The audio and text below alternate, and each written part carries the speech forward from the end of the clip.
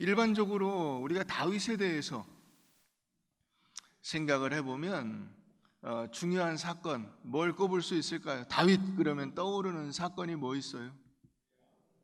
그렇죠. 골리앗과 싸운 사건이 나오죠. 또 뭐가 있어요?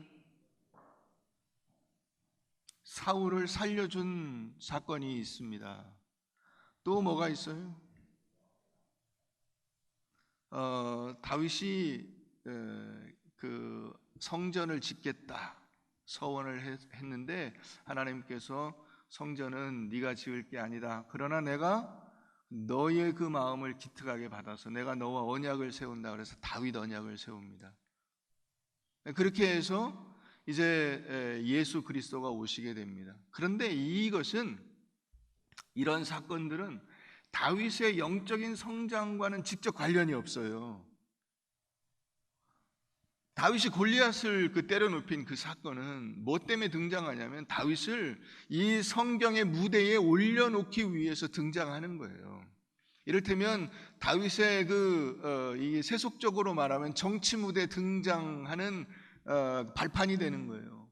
그래서 나왔는데 거기서 협박을 받고 죽음의 위기에 처하게 됩니다. 그런데도 사울을 살려줘요. 안 죽이고. 그것은 다윗 때문이 아니라 사울의 그 비참함을 보여주기 위해서 한 거예요. 우리가 사울의 울음을 통해서 살펴봤죠.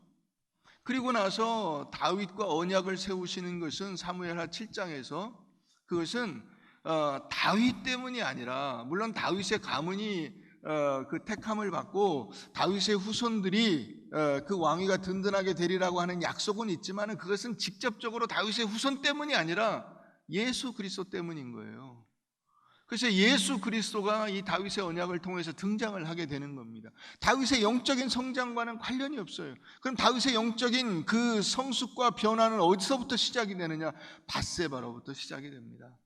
이 밧세바 사건 이전의 다윗과 밧세바 사건 이후의 다윗과가 갈라지게 되는 겁니다. 이 밧세바 사건을 통해서 다윗은 비로소 자기가 어떤 존재인가, 하나님 앞에서 인간이 어떤 존재인가, 그래서 하나님의 이 은혜와 사랑과 자비와 인자하심이 없이는 절대로 하나님 앞에 설 수 없는 존재라는 사실을 깨닫게 되는 겁니다. 또 이것이 정치적으로도 그 이후에 다윗의 왕가의 그 제대로 된 실상을 보여주게 돼요. 우리가 이제 다음 주에 살펴보게 될 텐데 암논의 죽음, 압살롬의 반란, 그 이후에 솔로몬의 등장, 이런 것이 다 밧세바 사건으로부터 시작이 됩니다. 그 이전까지는 그게 뭐 별거 아니에요. 다 그거는 그냥 다윗이 이제 이 밧세바 사건 이전에 그 상황을 세팅하기 위해서 있는 일들이에요. 그래서 그건 그냥 대충 그냥 넘어갔어요, 우리가. 그리고 오늘 우리가 밧세바 사건을 보게 되는데 이 밧세바 사건에 세 가지 역설적인 내용이 있어요. 하나는 율법 준수의 역설이라고 해야 될까요? 율법 준수. 이 밧세바가 왜 목욕을 하게 됐느냐? 밧세바가 뭐 다윗을 유혹하려고 뭐 아니에요. 그런 거 아니에요. 이 당시의 사회는 뭐 그런 저기가 아닙니다. 뭐 그 더군다나 뭐 일반 평민이 뭐 왕을 유혹한다 그래서 왕이 넘어가고 이런 게 아니에요. 우리가 그걸 요즘처럼 생각하시면 안 됩니다. 옛날에 반상의 그 규율이 엄격하고 더구나 율법적인 체계가 그 사회 전체를 올가매고 있는 그 상황 속에서 무슨 뭐 개인 대 개인으로 만나서 유혹하고 자식 그런 게 있는 게 아니에요. 그러니까 그런 데서부터 성경을 잘못 오해하고 있는 겁니다. 밧세바는 뭐 한 거냐? 월경 끝나고 자기 정결의식을 한 거예요. 율법에 의해서 월경이 끝나면 여자는 정결하게 몸을 씻어야 돼요. 그래야 다시 율법 체계 속으로 들어가게 됩니다. 목욕을 한 거예요. 그런데 율법에 의해서 자기를 정결하게 하는 그 율법 준수가 결국은 어떻게 됩니까? 다윗과의 이 간음 사건을 통해서 더 큰 불륜으로 가는 이 율법 이 파괴로 가는 그와 같은 역설적인 모습을 보게 되는 거예요. 또 두 번째는 충성의 역설이라고 해야 되겠죠. 다윗이 우리아를 불러가지고 자기 이 밧세바의 간음 사건을 좀 덮어보려고 했어요. 우리아가 가서 밧세바하고 동침을 하고 나면은 다윗이 혹시 아기를 낳게 되더라도 그게 누구의 애인지 모르잖아요. 그래서 그냥 뭐 이게 하려고 했는데 우리아가 안 가는 거예요. 불러가지고 왕이 만찬을 열어주고 왕과의 회식을 한 다음에 거나하게 취해서 집으로 보내려고 하는 그 계획을 짰는데 안 가는 거예요. 왜 안 가냐 그랬더니 지금 내 부하들이 전쟁터에서 피를 흘리고 싸워가고 있는데 제가 어떻게 집에 가서 저 혼자 편히 마누라하고 잠을 잡니까? 안 가는 거예요. 다윗의 명령에 불충하는 그 우리아가 진짜로 충신이고 그 충신을 거느린 다윗이 하나님 앞에서 불충한 존재라고 하는 사실을 보여주고 있는 겁니다. 또 세 번째는 이 샬롬의 역설이라고 해야 될까요? 우리가 읽지 않았습니다만 7절에 가보면 거기 다윗이 우리아에게 묻습니다. 요압이 평안하냐? 안부를 물어요. 이 안부가 뭐냐면 그 성경에 쓰인 단어가 샬롬이에요. 요압의 샬롬을 물어요. 군대의 샬롬을 묻습니다. 그 군대는 누굽니까? 자기 백성들이죠. 자기 백성들의 샬롬을 물어요. 그리고 지금 전투의 샬롬을 묻습니다. 싸움이 어떠한지 이것도 역시 싸움의 샬롬이에요. 그러니까 샬롬이라고 하는 단어가 한 절에 3번이나 나옵니다. 그러나 정작 그 샬롬은 어떻게 됐습니까? 다윗이 지금 우리아의 가정의 샬롬을 깨고 있으며 그 군대에 있는 중간 지휘관인 우리아를 죽임으로써 군대의 샬롬을 깨고 있으며 그로 인해서 결국 하나님의 백성됨 그 공동체의 샬롬을 깨고 있는 거예요. 이와 같은 이 잘못된 모습 이런 것들이 이 사건 속에서 나타나게 됩니다. 하나님이 진정으로 원하시는 것이 뭐냐? 율법 준수냐? 겉으로 보이는 충성이냐? 또 이 겉에 껍데기에 쌓여진 샬롬이냐? 그게 아니라는 사실을 우리가 알게 되는 겁니다. 자, 그 사무엘하 11장과 세트를 이루고 있는 시편 51편 우리 한번 가보겠습니다.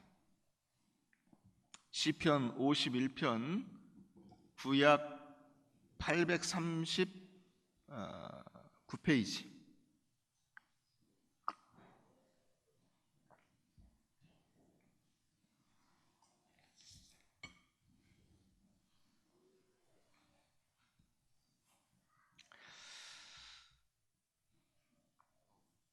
하나님이여 주의 인자를 따라 내게 은혜를 베푸시며 주의 많은 긍휼을 따라 내 죄악을 지워주소서.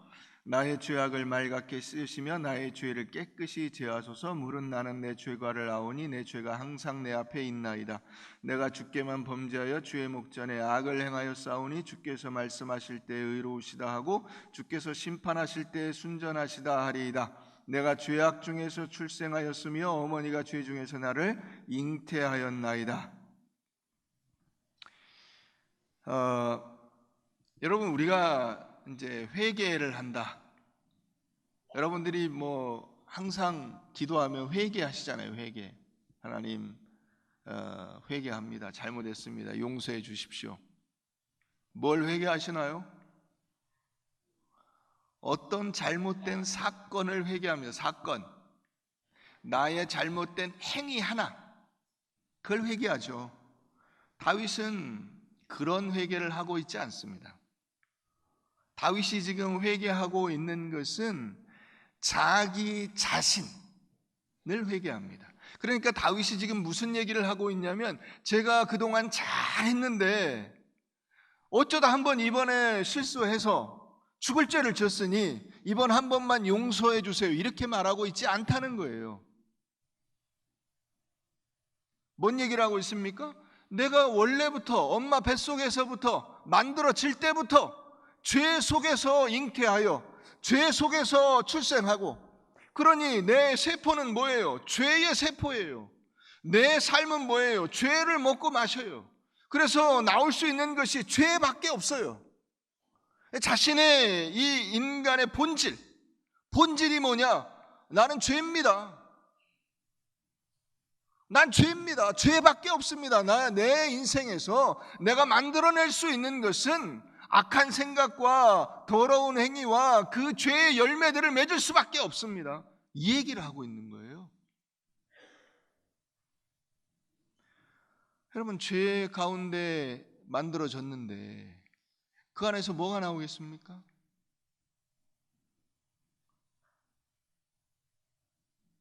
그렇잖아요. 여러분, 만약에 밧세바가 다윗하고 그 간음을 해서 아이를 만들었잖아요. 나중에 그 아이는 죽죠. 조금 이따 보면 이제 우리가 다음 주에 보게 되는데, 자, 죽죠. 그러면 그 아이 자체는 뭐 문제가 없지만 그 아이는 어떤 아이예요? 정상적인 아이가 아니에요. 죄예요, 죄. 죄의 결과예요. 다윗이 자기 자신을 그렇게 보고 있다는 거예요. 나는 별다른이 아니라는 거예요. 자기 자신의 모습도 하나님 앞에서 얼마나 더럽고 추악한 존재인가 하는 것을 깨닫게 되는 거예요. 지금 그것을 회개하고 있는 겁니다. 여러분, 다윗이 신경 쓰는 건 뭐밖에 없어요? 외적으로 문제가 있냐 없냐, 법적으로 문제가 있냐 없냐, 그거 따지고 있는 거예요.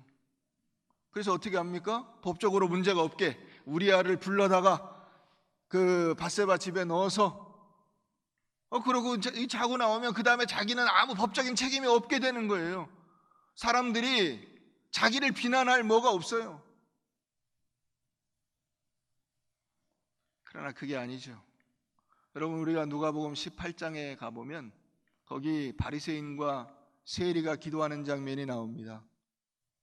바리새인이 하나님 앞에 기도하죠. 하나님, 내가 저런 세리들하고 내가 다르게 하나님이 저를 만들어 주셔서 감사합니다. 자기는 차원이 다른 존재라는 거야, 애초부터. 그래서 뭘 자랑합니까? 제가 일주일에 2번씩 금식하고 11조를 드리고 뭐 기도하고 자기가 율법적으로 아무 흠이 없는 존재라고 하는 것을 자랑하고 있는 거예요. 다윗도 지금 똑같은 거예요. 그 하나님 앞에서 자기가 깨끗하고 정결한 존재로서 자기를 보는 게 아니고 사람들 앞에서 사람들이 봤을 때 저를 흠잡을 게 없다고 생각을 하는 거예요, 자기 자신을. 그래서 우리가 이제 12장에 가서 보면 나단이 그 부자와 가난한 자 이야기를 했을 때 다윗이 막 불같이 화를 내죠. 이런 나쁜 놈이 우리나라에 있단 말이냐, 내가 그 놈을 가만두지 않으리라. 여봐라. 나단이 뭐라고 합니까? 그게 바로 너다. 다윗은 이 사건 이전까지 자기를 그렇게 보고 있는 거예요. 아무 의미 없어요. 남을 마음대로 정죄할 수 있어요.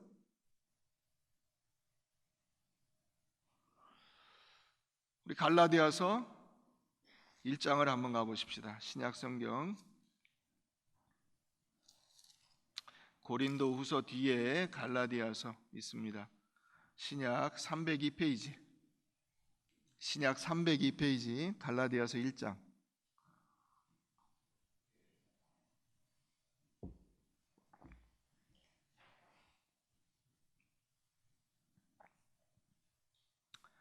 (13절입니다)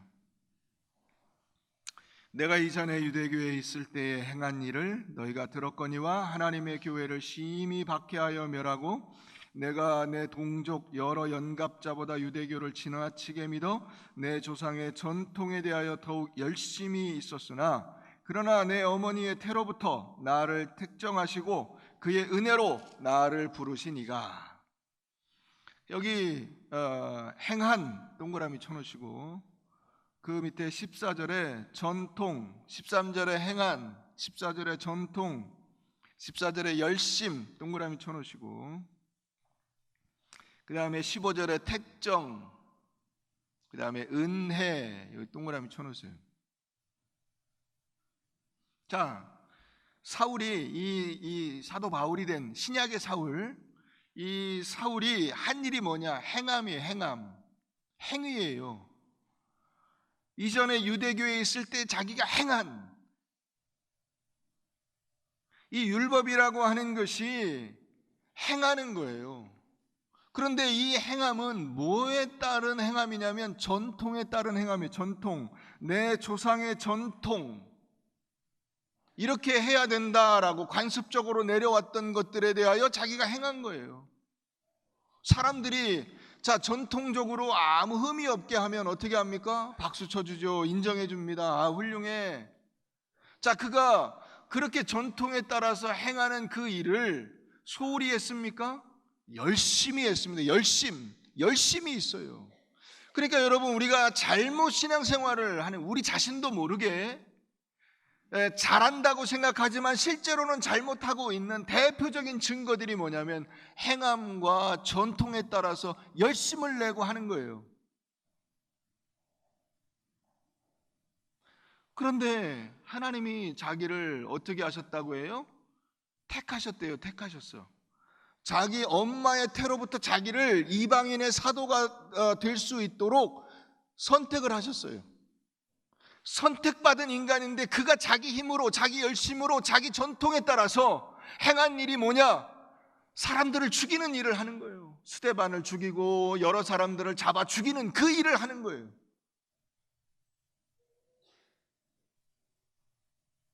여러분, 이것이 다윗이 지금 하고 있는 일이에요. 행함이 중요하고 전통이 중요하고 열심을 내서 왕위를 수행을 하고 있는 거예요. 그런데 그 일이 어떤 일이었느냐? 그것이 가정을 파괴하고 나라를 흔들게 만들고 율법에, 그 하나님이 율법을 주신 근본적인 의미와 뜻을 깨닫지 못한 채로 하나님을 욕되게 하는 일을 하고 있는 거예요.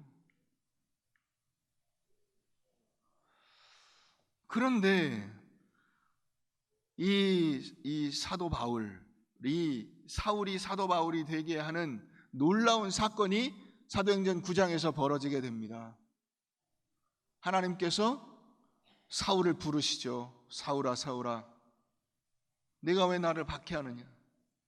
주여, 누구십니까? 나는 내가 박해하는 예수다. 사울은 그제서야 깨달은 거예요.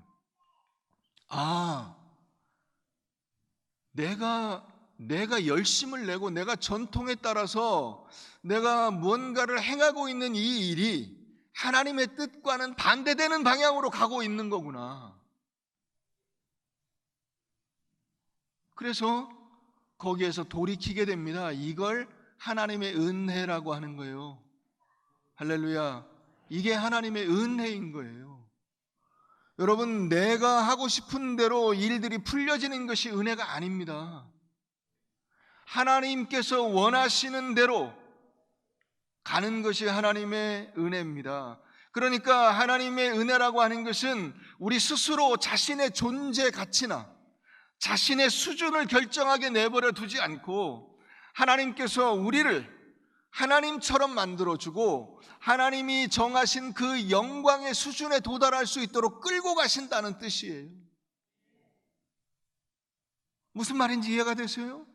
나를 내가 마음대로 살도록 방치하지 아니하시고, 야, 너 글리 가면 안 된다, 너 그러면 죽는다, 너 큰일 난다, 그것은 네가 창조받은 본래의 목적과 뜻이 아니다, 일리 와야 돼 라고 하나님께서 우리를 돌이켜 놓으시는 그것이, 그래서 그 끝에 결국 뭐가 있어요? 영광된 미래, 하나님께서 우리를 위해서 베푸시는 놀라운 사랑과 하늘의 상급이 있는 거예요. 그걸 은혜라고 하는 것입니다. 이 하나님의 은혜는 하나님의 약속을 이루시는 것이요, 하나님의 진실하심이 성취되는 것입니다. 그래서 인간의 궁극적 목적과 인생의 종착지, 최종적인 그 도달 지점이 내 마음대로 가는 그 도달 지점이 아니라는 것입니다. 오늘 다윗이 이 밧세바 사건을 통해서, 여러분, 하나님께서 이걸 그냥 내버려 두시면 어떻게 될까요? 밧세바 하나로 끝나겠습니까? 그렇지 않겠죠. 제2, 제3, 10명, 100명, 1000명을 만들지 않겠어요? 솔로몬 같이 이 1000명의 처첩을 두고 살지 않겠어요?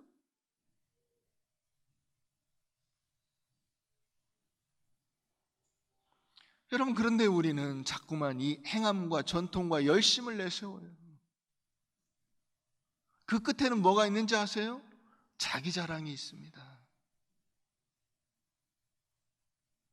행함과 이 전통과 열심, 나의 열심, 헌신, 그가 얼마나 헌신하냐, 그가 얼마나 열심을 내냐, 그가 얼마나 행함이 멋지냐,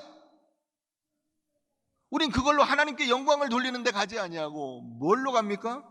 내가 얼마나 멋지고 내가 얼마나 아름답고 내가 얼마나 하나님 앞에 쓰임받을 만한 조건을 갖추느냐, 여기로 가는 거예요.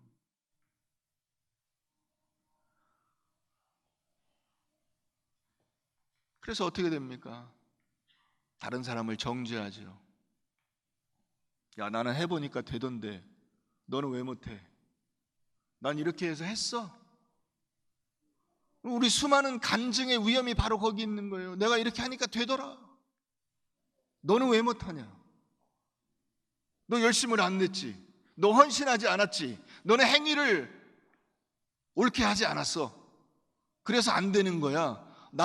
나는 열심히 했더니, 나는 행동을 올바르게 했더니, 헌신을 했더니 되더라. 그러니까 여러분, 교회에 오면 어떻게 됩니까? 교회에 오면 이렇게 마음이 넉넉하고 자기가 범죄하여 하나님 앞에 버림받을 수밖에 없는데 하나님이 나를 은혜로 택하여 주시고 나를 용서해 주시고 나를 사랑해 주셨다고 하는 그런 마음으로 다른 사람을 용서하고 받아주는 사람은 별로 없어요. 그리고는 얼굴이 다 굳어 있어요. 눈에 힘이 들어가 있어요. 째려봅니다. 너 왜 열심히 안 해? 너 왜 헌신 안 해? 너 왜 빠졌어 지난주에? 너 지난주에 딴짓했지? 너 그러니까 이렇게 된 거야.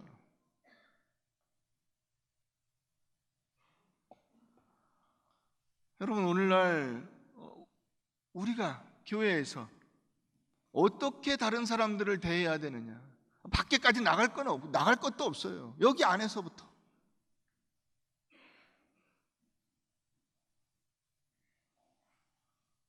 자, 그래서 다윗이 하나님 앞에서 깨닫게 되는 것이 있습니다. 다시 시편 51편을 가보십시다.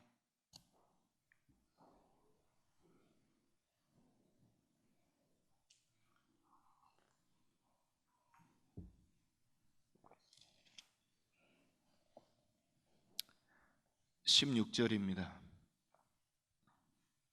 시편 51편 16절.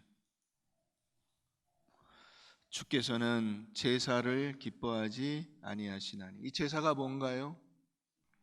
제사가 바로 행위예요. 전통입니다. 제사가 바로 열심이에요. 그래서 이 행위와 전통과 열심으로 하나님으로부터 보상을 받아내는 것, 그것이 바로 제사입니다.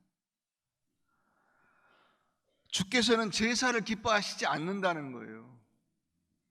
만약에 기뻐하셨다면 내가 제사를 드렸으리라 라고 하는 겁니다.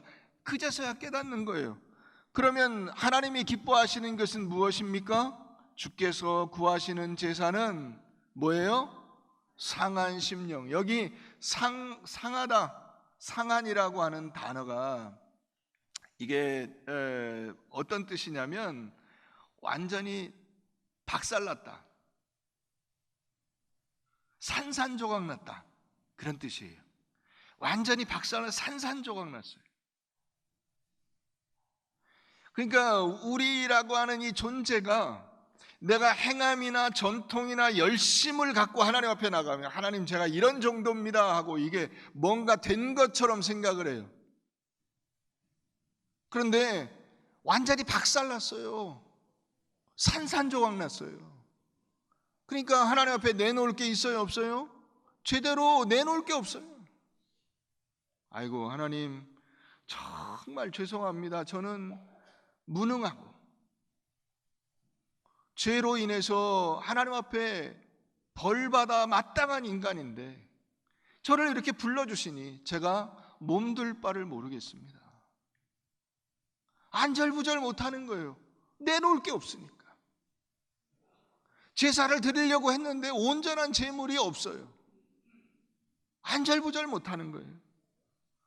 하나님 앞에 쓸모없으며 도움될 수 있는 일을 할 수 있는 능력이 없으며 자신이 아무것도 내놓을 게 없는 무능한 존재임을 통감하고 자기 자신에게 절망해요. 하나님 앞에서 하나님의 자비를 얻기 위해서 죄를 뉘우치며 하나님 앞에 꿇어 엎드리는 것, 이것이 바로 상한 마음이에요. 하나님 없이는 내가 존재할 수가 없어요. 오직 하나님으로부터만 나의 생명이나 진리나 가치나 영광이나 승리나 그 모든 것들이 허락된다라고 하는 것을 아는 것입니다. 그것이 상한 마음이에요. 자, 그래서 다윗이 무엇을 구하고 있는가? 앞에 1절로 한번 가보세요. 51편 1절입니다. 다 같이 한번 읽어보겠습니다. 시작.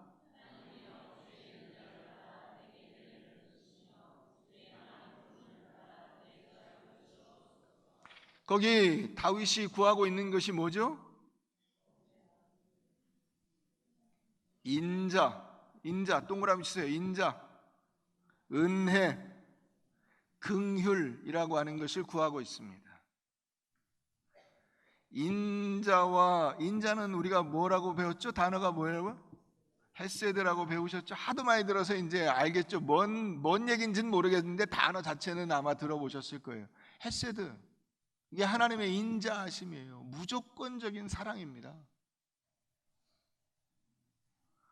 은혜예요. 은혜, 호의를 베풀어 주는 겁니다. 이게 하나니라고 하는 단어인데, 호의, 그냥 잘해주는 거예요. 여러분들의 자녀들에게 어떻게 합니까? 호의를 가지고 있잖아요. 좋은 마음을 가지고 있잖아요.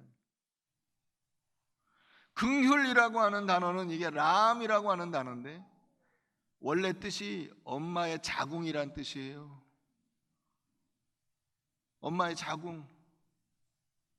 여러분이 엄마 뱃속에, 세상의 모든 엄마의 뱃속에 온갖 나쁜 놈들이 다 들어있어요. 그 안에. 그렇지 않아요? 온갖 나쁜 놈들이 다 들어있어요.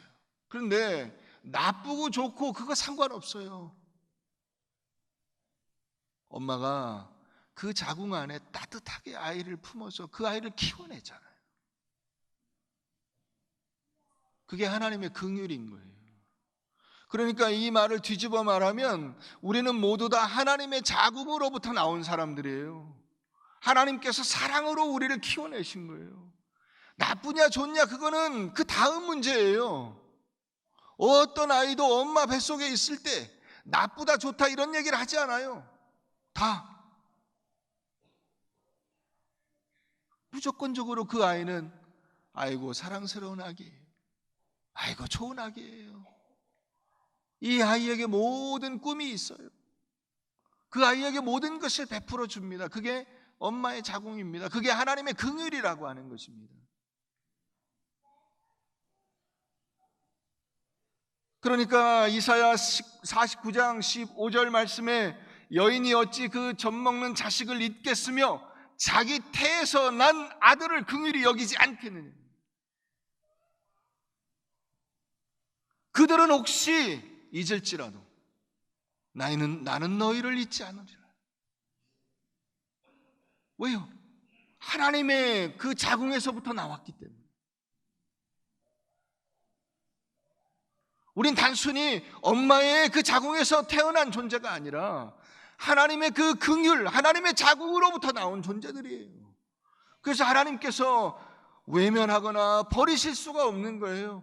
다윗이 그 악한 범죄를 저질렀으나 그럼에도 불구하고 하나님께서는 다윗을 사랑하시고 다시 품어주시는 것입니다.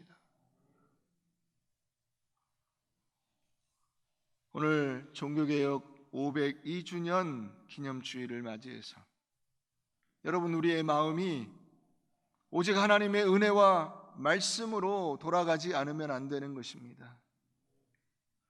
우리의 삶은 다윗과 같이 겉으로는 아무 문제가 없는 것 같을지 모르지만은 속으로는 골마서 죄로 썩어서 문드러진 삶을 살 수밖에 없는 것입니다. 그러므로 여러분, 우리가 다시 하나님 앞에 꿇어 엎드리십시다. 그리하여 우리의 죄와 허물을 하나님 앞에 고백하고, 솔라 그라티아, 오직 하나님의 은혜, 그 하나님의 전적인 긍휼과 인자와 은혜가 아니고서는 우리가 살아날 수 없는, 우리가 하나님의 뜻대로 온전히 설 수 없는 존재라는 사실을 여러분 깨닫고 주님 앞에 설 수 있게 되기를 주의 이름으로 축원합니다.